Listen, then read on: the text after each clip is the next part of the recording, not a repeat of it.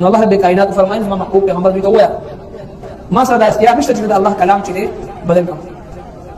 زه خو د وحي او د الله تبارک وتعالى د یو حکم پابند یم. زه خو پیغمبر یو نبی د الله یو قاصد او یو رسول یم. ما سره دا اختیار نشته چې زه د الله کلام کې بدلون راولم.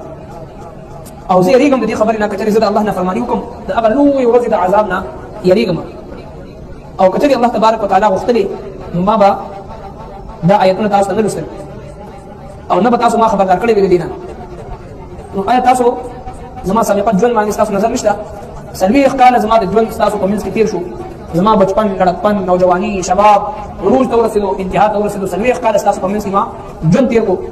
هم تاسو ما ته صادق ویلي دي، هم تاسو ما ته امین ویلي دي، هم تاسو زما په صداقت او په عدالت او په دیانت او په ایماندارۍ باندې شهادت ورکړې ده، گواهي ورکړې ده.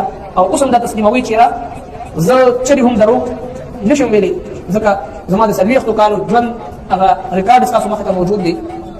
نو بیا تاسو کې عقل نشته، تاسو دومره سوچ نه کوئ چې زه ستاسو په مخ کې پیدا شوم، ستاسو په منځ کې رالوی شوم او زما د ژوند د شیب و فراز نه د یو لمحې او لحظې نه تاسو باخبره یې.